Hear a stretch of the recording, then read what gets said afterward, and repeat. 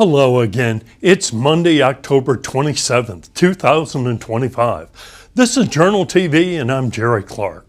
It's time for the news.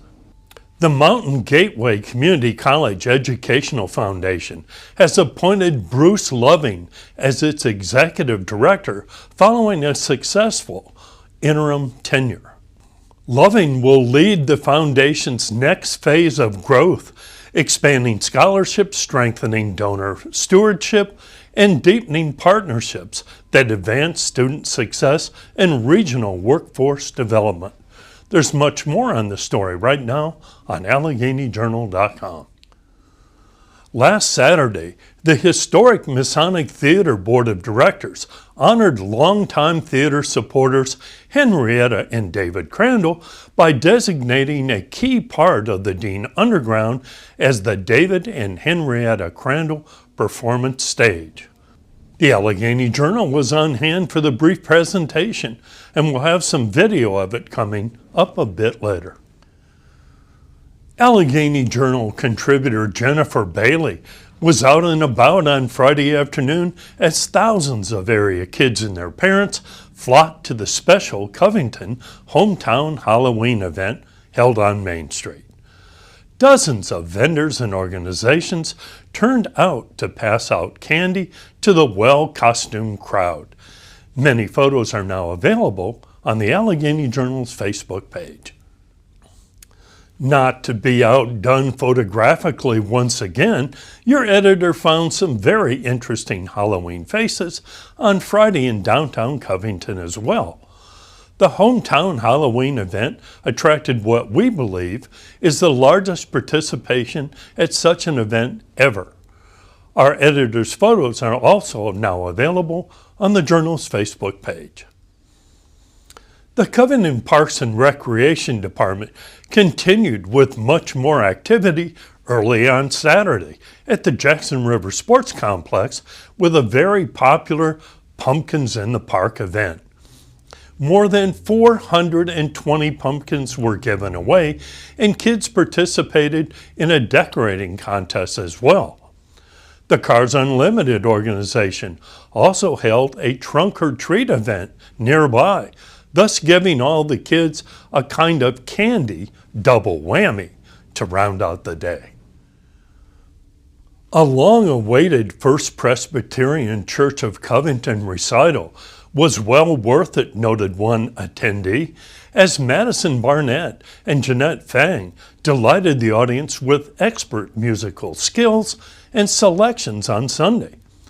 Pianist Fang and violinist Barnett were scheduled to perform several weeks before, but an AC unit at the church needed to be repaired first. On a crisp yesterday morning, incumbent Alleghany County Supervisor Greg Dodd appeared at the historic Masonic Amphitheater to answer various questions posed by Journal editor Jerry E. Clark. Due to an error, Dodd is a write-in candidate for a seat on the board from the Clifton Forge West District. He answered questions about economic and workforce development, current important board topics, and more. That interview is available in full on the Alleghany Journal's YouTube channel and Facebook page. Twice a year, across the nation and here as well, National Drug Take-Back Days are held to give individuals the opportunity to rid themselves of old and unused drugs. It's not just a safety issue, but one of health, keeping them out of the water supply. On Saturday, both in Clifton Forge and in Covington, crews from local law enforcement agencies and staff members of the Alleghany Highlands Community Services showed up at the CVS in Clifton Forge and Walmart in Covington to collect the submissions.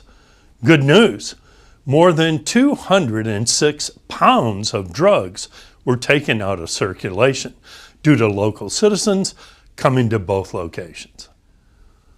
The Maple Trail Putt course was the scene of a laser tag Halloween event last Saturday evening. For 2 hours, kids enjoyed miniature golf, laser tag, and good food from JKK Concessions, courtesy of the Covington Parks and Recreation Department. T.J. Ellis is now far from his Dakota roots, but he's an appreciated local performer, showing up once again on Saturday night at Jack Mason's Tavern for several hours to entertain the crowd. The Journal captured several of his songs live on its Facebook page.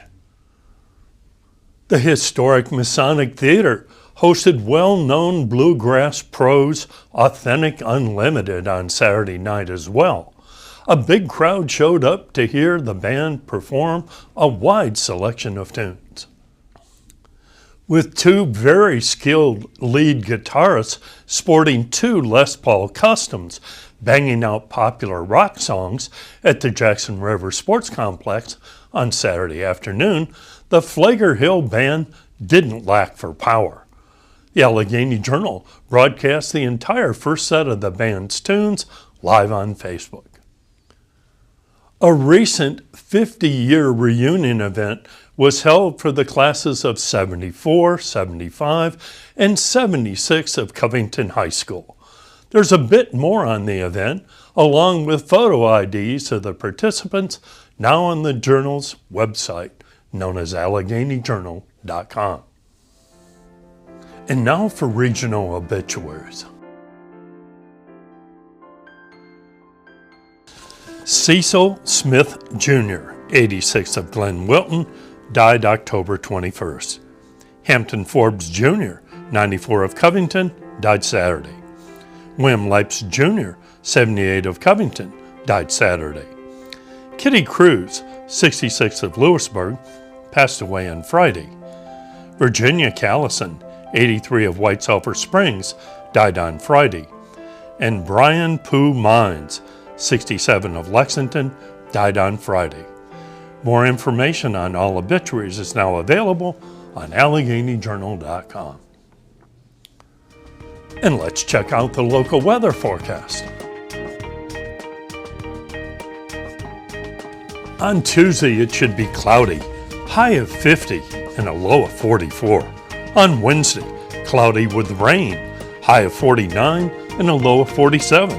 And on Thursday, cloudy with rain, high of 55 and a low of 46 degrees.